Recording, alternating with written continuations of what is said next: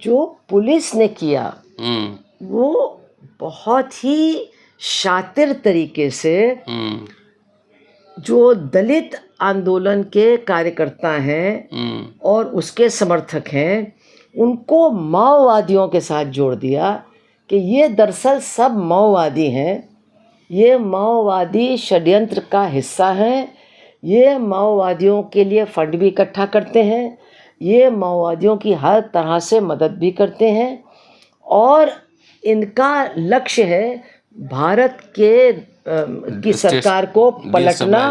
RSS के लोग हैं ये इस समय समरसता की बात कर रहे हैं, डॉक्टर अंबेडकर की बात कर रहे हैं, शिवाजी को अपना हीरो बना रहे हैं, लेकिन दरअसल ये अपने अलावा यानी अपने जिसको कहेंगे छोटी सी वर्चस्व वाली जाति को छोड़ करके दरअसल वो किसी और को बर्दाश्त कर ही नहीं सकते हैं। महार ज़्यादा वीरता के साथ लड़े, एग्रेसिवली लड़े, केवल अपने मतलब फौजी जो उनका चरित्र था उसकी वजह से नहीं लड़ रहे थे या दायित्व था, बल्कि वो ऐसे लोगों के खिलाफ लड़ रहे थे जिन्होंने हर तरह से उनको अपमानित किया, उनकी नाक को रगड़ा, साइकोलॉजिकल वॉरफेयर भी था। ये कई लोगों का मानना है, जिसको ये हिंदू राज कहते हैं या पेशवाई जो था वो 90% हिंदुओं के खिलाफ है।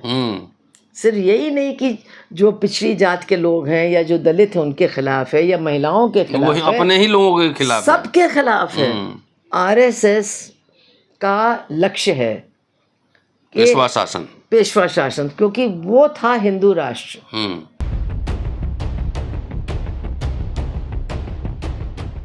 आज चर्चा होगी भीमा कोरेगांव, बहुत ही चर्चित नाम है। मैंने एक लेख लिखा था, प्रिंट में छपा था 2018 में ही, भीमा कोरेगांव कब्र फोड़कर आई एक गौरव गाथा। 2018 में ही वहाँ एक कार्यक्रम का आयोजन होना था और उसके बाद क्या हुआ आप सबको पता है। केस बनाया गया और कई लोग अभी भी जेल में हैं। कुछ लोगों को कंडीशनल बेल मिला है और कई लोग अभी भी जेल में हैं। सुभाषिनी अली जी हमारे साथ हैं, सीपीएम की बड़ी लीडर हैं, फॉर्मर मेंबर ऑफ पार्लियामेंट हैं और एक्टिविस्ट भी हैं। इनसे ज़रा भीमा कोरेगांव का जो पूरा क्रोनोलॉजी है, जो घटना है क्रोनोलॉजी है और उसमें किस किस तरह के इंटरेस्ट हैं, क्या वो दलित अस्मिता से जुड़ा हुआ एक प्रतीक है जिसकी वजह से कई लोग चिढ़ते हैं, क्या है, इसी पे चर्चा आज होगी सुभाषिनी जी के साथ। स्वागत है मैम। नमस्ते। नमस्ते, शुक्रिया जी। अब फ्लोर आपका है, आप बोलिए जी। ऐसा है कि सबसे पहले तो इस बात को कभी नहीं भूला जाना चाहिए कि ये सारा जो घटनाक्रम है जी, ये महाराष्ट्र के अंदर का है और आप शुरू करिए 1925 में जिस समय ये आरएसएस का गठन हुआ था, तो ऐसा नहीं है कि सिर्फ इसमें जो नेता थे और जो इसको चलाने वाले थे वो चित्पावन ब्राह्मण थे, लेकिन ये ऐसे लोग थे जिनको कुछ ऐतिहासिक चीज़ों को लेकर के बहुत कष्ट था। अब कुछ लोग समझते हैं कि मुसलमानों ने जो कुछ किया यहाँ पर उससे उनको बहुत कष्ट था, तो ये उनके कष्ट का एक ही हिस्सा था जी।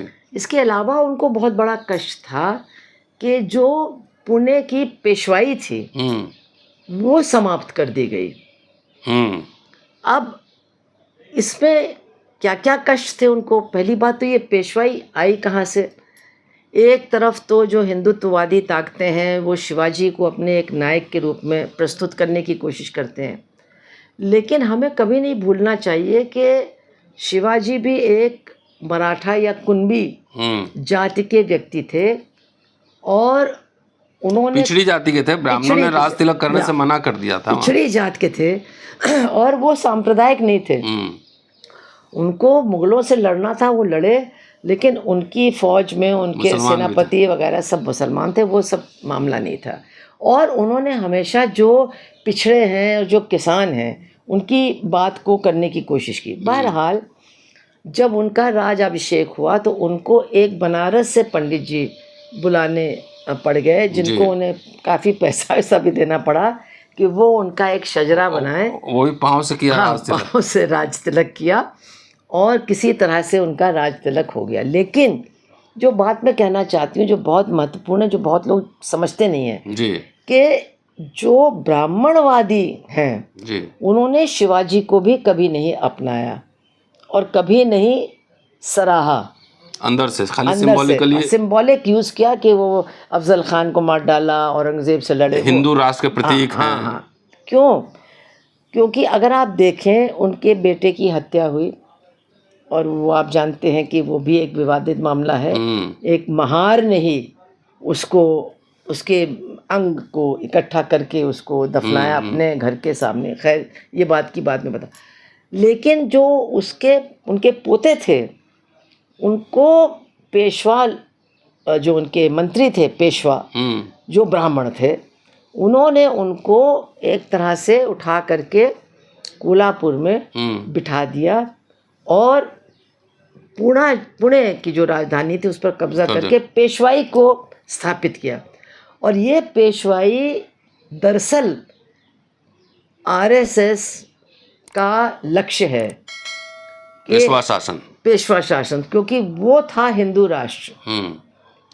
और हिंदू राष्ट्र नहीं कहिए उसको, कुछ और राष्ट्र नहीं चाहिए, वो अपने आप को कहते थे हिंदू राष्ट्र। जो उनकी हिंदू राष्ट्र की परिकल्पना है वो वही है। उस समय तो हिंदू शब्द भी इस्तेमाल में नहीं था, तब तक आ गया था थोड़ा। अच्छा। पेशवा के टाइम पे थोड़ा बहुत, अंग्रेजों के एनीवे।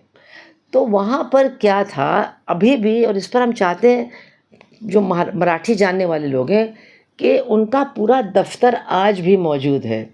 दफ्तर का मतलब उनके सारे दस्तावेज, उनका आर्काइव पेशवाओं का किस, अब बहुत सी बातें आती हैं, फूले ने भी लिखा है, दूसरों ने भी लिखा है कि किस तरह से वो जातिवादी थे और किस तरह से उनके यहाँ पूरी व्यवस्था कायम थी। और जो दलित थे वो तो शहर के अंदर भी नहीं रह सकते थे, शहर के बाहर रहते थे, अंधेरे में आते थे, अंधेरे जाते थे, किस तरह से उनको सज़ाएं दी जाती थी वगैरह वगैरह। ये काफ़ी कुछ है। लेकिन कितनी महीन तरीके से उन्होंने, जिसको कहेंगे मनुस्मृति को लागू किया या वर्णाश्रम धर्म को, इसके बारे में लोग कल्पना भी नहीं कर सकते। मैं आपको एक उदाहरण देती हूँ।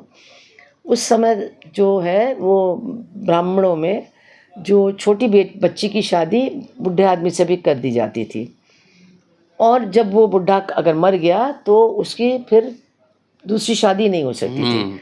और इसको सही ठहराने के लिए वो ये कहते थे कि भाई ब्राह्मण इतने पवित्र होते हैं, और ब्राह्मण महिलाएं ख़ास तौर से इतनी पतिव्रता, मतलब 6 साल की या 4 साल की, इतनी पतिव्रता उनके नस नस में है कि वो कभी स्वीकार ही नहीं करेंगी अगर उनकी दूसरी शादी हो। ये जस्टिफिकेशन मेल कंस्ट्रक्ट था, male construct and upper caste construct. तो वो बच्चों का जो हाल होता था वो फूले ने बहुत बताया है। लेकिन उस समय एक नॉन ब्राह्मण ने, शायद वो सवर्णकर था, मैं, उसने भी, उसकी बेटी छोटी थी और वो विधवा हो गई, उसने भी कहा कि मैं इसका पुनर्विवाह नहीं करूंगा। उसके ऊपर मुकदमा चला दिया कि कोट पहनने की वजह से भी मुकदमे चले। नहीं रुकिए, कि तुम अपने आप को सामाजिक तौर पर हमारे बराबर समझते हो, तुम्हारे यहाँ की लड़कियां हमारी बेटियों की तरह पवित्र हैं, ये कैसे तुमने सोच लिया? तो मतलब ये कि ये जो, जिसको ये हिंदू राष्ट्र कहते हैं या पेशवाई जो था, वो 90% हिंदुओं के खिलाफ है। सिर्फ यही नहीं कि जो पिछड़ी जात के लोग हैं या जो दलित हैं उनके खिलाफ है या महिलाओं के खिलाफ है, अपने ही लोगों के खिलाफ, सबके खिलाफ है, एक छोटे से सेक्शन को छोड़ करके। तो अब हम आते हैं जो भीमा कोरेगांव का युद्ध हुआ जी, वो अंग्रेज़ों और पेशवा के बीच का युद्ध था। तो उसको हमारे इतिहास की किताबों में एक तरह से कि ये राष्ट्रवादी है, जो पेशवा की तरफ से है, उसको मराठा युद्ध कह देता। हाँ, लास्ट मराठा वॉर। और इधर अंग्रेज थे जो शासक थे, साम्राज्यवादी थे, उनके बीच की ये लड़ाई है। और बहुत अफसोस है कि पेशवा हार गए, अंग्रेज जीत गए और पेशवाई समाप्त हो गई, पेशवा खत्म हो गए। वो जो लास्ट पेशवा थे उनको बिठूर संन्यास के लिए भेज दिया। खैर, तो ये कहानी वहाँ की है। लेकिन जो भीमा कोरेगांव में इसी युद्ध का एक बैटल हुआ, वो एक अलग तरह का ऐतिहासिक महत्व रखता है, इसलिए कि उस समय तक अंग्रेज़ों की फ़ौज में जो महार जात के लोग थे वो बहुत बड़ी संख्या में फ़ौज में थे, अंग्रेज़ों की फ़ौज में। और दरअसल उसका हमारे लिए भी बहुत बड़ा इतिहास में महत्व है, क्योंकि बाबा साहब के जो पिताजी थे वो भी फौज में थे, और वो जो पूरा उनका सर्कल था, जो खाते पीते लोग थे, वो फौज से रिटायर्ड लोग थे जिनके पास पेंशन थी, जो पढ़े लिखे थे। तो वही उस मूवमेंट को मतलब शुरू करके उसको बढ़ावा दे सकते थे, जो दलित अधिकारों का मूवमेंट वहाँ पर शुरू हुआ। तो उस रेजिमेंट में महारों की संख्या काफ़ी थी। अब उसके अलग अलग, कुछ लोग कहते हैं 900 थे, कुछ लोग कहते हैं इतने थे इतने थे। जो उस सम में नाम है वो 100 के करीब शायद नाम है वहाँ पर। लेकिन ये पक्की बात है कि पेशवा की सेना बहुत बड़ी थी और ये अंग्रेज़ों की सेना छोटी थी। लेकिन ये भी बात सही है कि दूसरी जगहों पर भी अंग्रेज़ों की सेना छोटी होने के बाद भी जीती है। लेकिन यहाँ पर एक ख़ास तरह का महत्व दिया गया कि महार ज़्यादा वीरता के साथ लड़े, एग्रेसिवली लड़े, केवल अपने मतलब फौजी जो उनका चरित्र था उसकी वजह से नहीं लड़ रहे थे या दायित्व था, बल्कि वो ऐसे लोगों के खिलाफ लड़ रहे थे जिन्होंने हर तरह से उनको अपमानित किया, उनकी नाक को रगड़ा। साइकोलॉजिकल वॉरफेयर भी था। ये कई लोगों का मानना है, कुछ लोग नहीं भी मानते। मैंने भी यही लिखा था। हाँ, लेकिन हमको भी लगता है इसमें दम है। और उसके बाद वहाँ पर वहीं के कुछ लोगों ने वो स्तंभ जो महार समाज के थे, वो स्तंभ वहाँ पर कायम किया और उस पर बहुत सारे लोगों के नाम लिखे जो वहाँ मर गए, जो महार सैनिक थे। और वहाँ पर लोग जाने लगे, एक तरह से वो तीर्थ यात्रा का स्थान महारों के लिए ख़ास तौर से, लेकिन अन्य लोगों के लिए भी बन गया। अम्बेडकर साहब भी जाते फिर अम्बेडकर साहब वहाँ गए मेरे ख्याल से 1927 में, और उन्होंने, वो तो बहुत समझदार आदमी थे, क्योंकि तब तक अंग्रेज़ों ने वो महार रेजिमेंट और सब ख़त्म कर दिया था और महारों की लड़ाई चल रही थी कि हमको फिर से लो। तो अम्बेडकर ने उस उदाहरण को एक दूसरे रूप में लोगों के अंदर सामने रखा, क्योंकि उनकी जो सबसे बड़ी शायद इच्छा थी वो था कि जो हीन भावना है, जो डर है और जो अपने आप को कमज़ोर समझने की बात है, उसको दूर हमें करना है। तो इसका उन्होंने उदाहरण पेश किया कि तुम इतने कम होते हुए तुमने पेशवा की सेना को परास्त कर दिया और पेशवाई ख़त्म कर दी, वहीं से पेशवाई ख़त्म हुई है, उसकी जो है दफन हो गया पेशवाई। तो ये उन्होंने इस्तेमाल किया ख़ास तौर से उस इलाके के, हो सकता महार या दूसरी, मतलब जो दलित थे उनके अंदर एक आत्मविश्वास, एक आत्मसम्मान और एक अपनी ताकत का एहसास पैदा करने के लिए। तो ये साइकोलॉजी बहुत बड़ी बात होती है। अब वहाँ पर ये तीर्थ यात्रा बढ़ती गई और हज़ारों लोग वहाँ पर जाते हैं, पुणे के पास से बहुत लोग जाते हैं वहाँ, और मेला लगता है वहाँ। सोशल मीडिया के आने के बाद तो और ये हो और गया। रास्ते में जो ये छोटा सा एक गांव पड़ता है जहाँ पर वो जो शिवाजी का लड़का था, शाहू जी, संभाजी शायद, उसको जहाँ पर उस महार ने गाड़ा था, वहाँ पर बाकायदा एक मज़ार जैसी बनी हुई थी, और वो जो गाड़ने वाला महार था वो भी वहीं दफनाया गया। और वहाँ पर एक बोर्ड भी था। अच्छा, अब मैं जो ये बात कहना चाहती हूँ कि जो ये आरएसएस के लोग हैं, ये इस समय समरसता की बात कर रहे हैं, डॉक्टर अंबेडकर की बात कर रहे हैं, शिवाजी को अपना हीरो बना रहे हैं, लेकिन दरअसल ये अपने अलावा, यानी अपने जिसको कहेंगे छोटी सी वर्चस्व वाली जाति को छोड़ करके दरअसल वो किसी और को बर्दाश्त कर ही नहीं सकते हैं। तो अब एक दो लोग हैं वहाँ पर, एक को तो प्रधानमंत्री अपना गुरु मानते, उनके पैर भी छूते हैं, उनका नाम है भिड़े, संभाजी भिड़े, और एक है एकनाथ एक बोटे या समथिंग एक बोटे।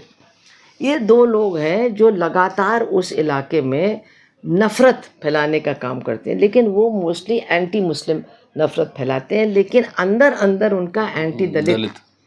तो उसने उसी टाइम पर, क्योंकि एक बड़ी मीटिंग, एक बड़ी मेले का आह्वान किया गया कि 31 दिसंबर को, क्योंकि 1 जनवरी 1818 में वो युद्ध हुआ था।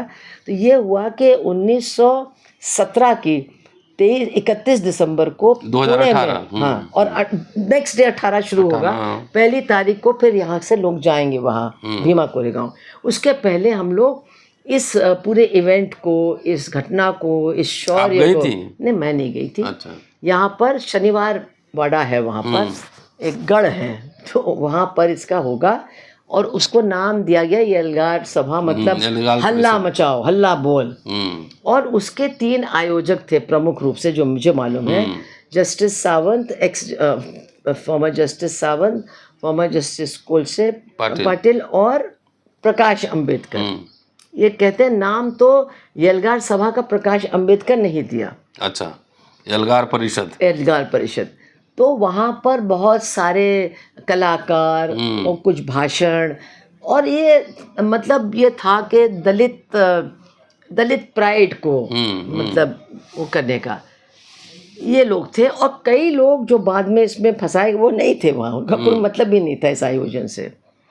तो ये हुआ, और उसके पहले से ही लोग अपने, जो होता है ना, जो शातिर लोग होते हैं, वो थाने में रिपोर्ट लिखा करके, कुछ इधर करके कि उधर गड़बड़ी होने वाली है, ये होने वाला है, सब शुरू कर देते हैं पहले से ही, ताकि पुलिस को हथियार मिल जाए फिर क्रश करने का। तो सबसे पहले तो वो जो वहाँ बाजार थी जी, उसके खिलाफ एक पर्चा वगैरह निकाला इन लोगों ने, और उसको तोड़ा भी, और वो बोर्ड भी हटा दिया। इससे काफ़ी वहाँ हलचल मची। और उन्होंने जो मराठा समाज के कुछ लोग हैं उनसे भी कहा कि ये देखो तुम्हारा अपमान कर रहे हैं कि महार ने तुम्हारे राजा को मतलब दफनाया, तुम लोग नहीं है, मतलब इस जो उनका प्रचार का तरीका होता है, ये सब उन्होंने किया। तो एक माहौल उन्होंने पहले से ही बनाना शुरू कर दिया कि हमको गड़बड़ करनी है। और जबकि जो जाते हैं वहाँ हर साल खुशी मनाने, उनका तो गड़बड़ करने से कोई मतलब ही नहीं, क्योंकि वो ही जाते, क्यों गड़बड़। तो ये सब उन्होंने पुलिस में इधर उधर सब कर दिया। तो पुलिस बार बार कहे ये इससे ज़्यादा मत बोलना, लेकिन वो पूरा लीगली उन्होंने परमिशन लेकर के वो सब किया। और एक कबीर कला मंच है, उसके लोग भी वहाँ थे, उन्होंने भी वहाँ नाटक वगैरह किया, सब पुलिस वहाँ थी, सबके सामने ये हुआ।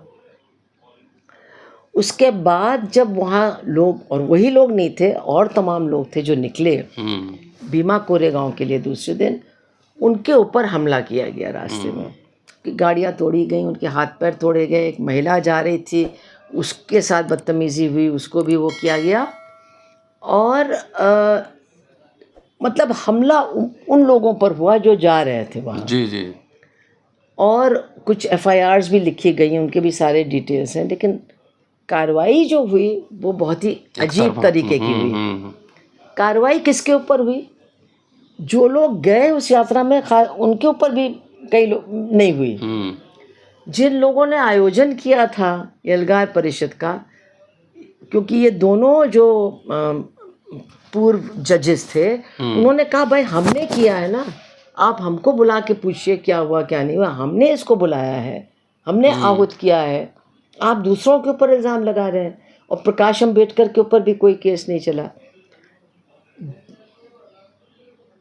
आनंद तेलतुंबड़े, जो कि उन लोगों में से हैं जो मानते भी नहीं हैं कि ये जो युद्ध हुआ, ये महारों ने बहुत सचेत तरीके से पेशवाई को ख़त्म करने के लिए लड़ाई लड़ी। वो कहते हैं ऐसा नहीं है, वो थे बहादुर, उनको लड़ना था, वो लड़े, ये उनका कहना है। हाँ, कोई कॉन्शस नहीं था कि हमको इनका राज खत्म करना है, उनका युद्ध के मैदान में हरा देंगे, ये उन्होंने कहा, जिसकी वजह से उनकी बहुत आलोचना भी हुई है। और वो खैर यलगार परिषद में तो बिल्कुल ही नहीं थे।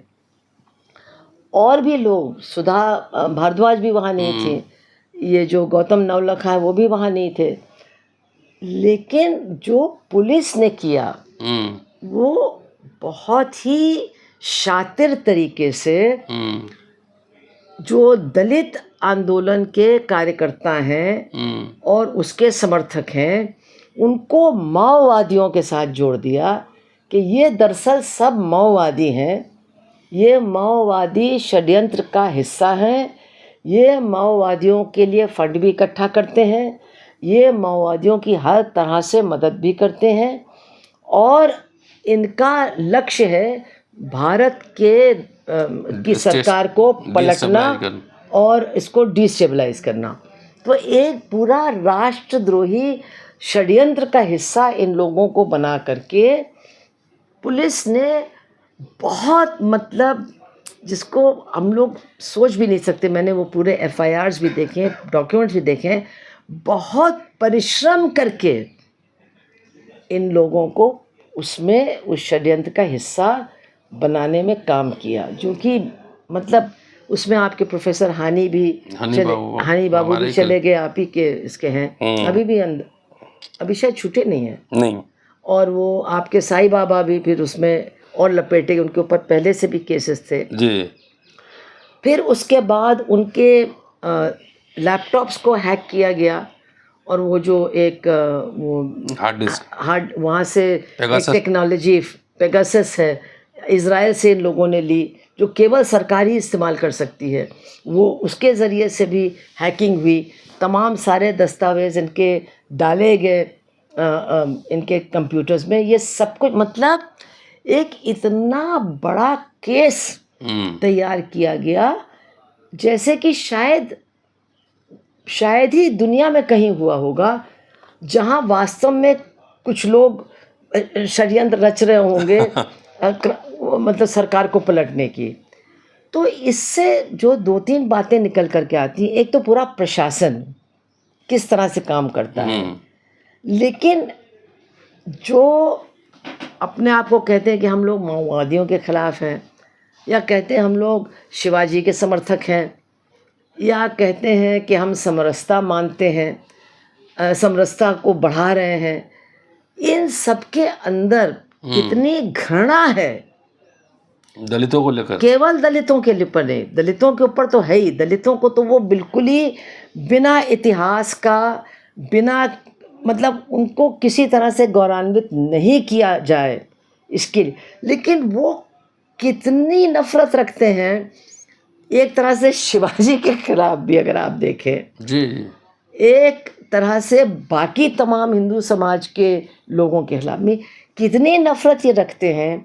और इनका असली चेहरा क्या है वो तो लोगों के समझ में आएगा अगर वो इस भीमा कोरेगांव के केस को स्टडी करेंगे। इसलिए इसको स्टडी करना जी बहुत अति आवश्यक है। मैंने बहुत कुछ सीखा इसको स्टडी करके, और मैं तो जहाँ जाती हूँ इसके बारे में बोलती हूँ कि आप इसको समझिए कि ये क्या करने वाले हैं इस देश का।